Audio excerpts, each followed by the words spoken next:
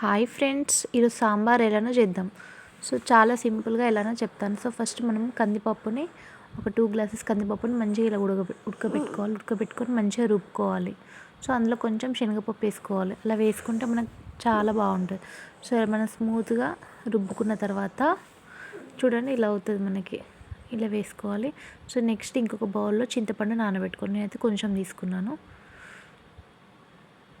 ఇలా మనం మంచిగా పిసికి ఆ పప్పులో పోసుకోవాలి. మెల్లిగా కొన్ని వాటర్ తీసుకుంటే మనకి ఎంత పులుపు కావాలో దాని తగ్గట్టుగా మనం చింతపండు అనేది వేసుకోవాలి.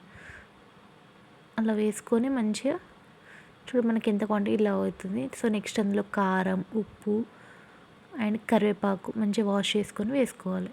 సో ఇది మనం స్టవ్ ఆన్ చేసి మంచిగా సిమ్గా పెట్టి మీడియం సైజ్గా పెట్టేసుకొని మంచిగా మసలాలి. అది ఎంత మసలితే మనకు సాంబార్ అనేది అంత టేస్టీగా ఉంటుంది. సో నేనైతే ఆచి సాంబార్ పౌడర్ వేస్తున్నాను. సో సాంబార్ పౌడర్ వేస్తే ఇంకా మనకు చాలా టేస్టీగా ఉంటుంది ఫ్రెండ్స్. సో ఇది మంచిగా మనం మరగనివ్వాలి సాంబార్.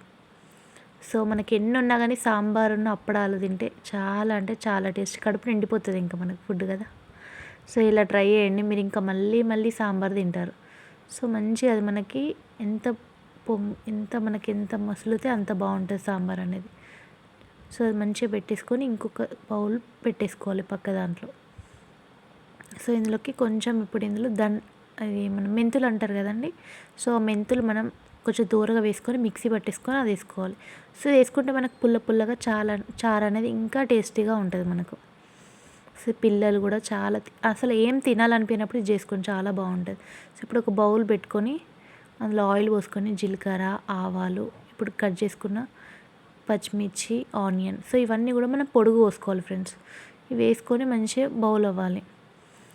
సో ఇందులోకి మనకు ములక్కాయలు, వంకాయలు, వెజిటేబుల్స్ మనకి ఏం అవైలబుల్గా ఉంటే అవన్నీ వేసుకోవచ్చు. అన్ని టైప్స్ ఆఫ్ వెరైటీస్ వేసుకోవచ్చు మనం. సో ఇటు మన మసాలా చూడండి ఇలా అవుతాయి కదా. సో కొంచెం వేగిన తర్వాత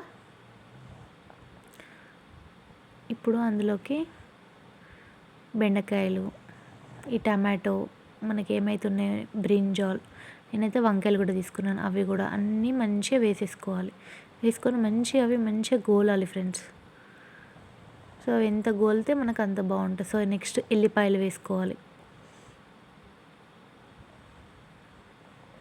ఈ వంకాయలు అనేది కొంచెం సాల్ట్లో వేసుకోవాలి, ఎందుకంటే అవి మనకి చేదు అనేది ఏమైనా ఉంటే పోతుంది అండ్ బ్లాక్ కలర్ కూడా కావు.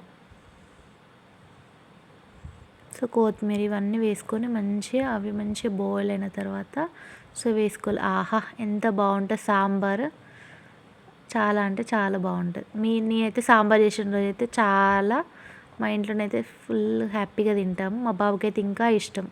అందులో కప్పడాలు కానీ ఇలా ఆమ్లెట్ ఇట్లాంటివి ఏమైనా ఉంటే చాలా అంటే చాలా సూపర్ టేస్టీ సాంబార్ అంటే రెడీ. ఇది రాని వాళ్ళు కూడా ట్రై చేయండి ఫ్రెండ్స్, చాలా సింపుల్. సో ఇందులోకి పసుపు వేసుకోవాలి. ఫైనల్గా ఒక ఎండుమిర్చి వేసుకొని మంచిగా బౌల్ అవ్వాలి.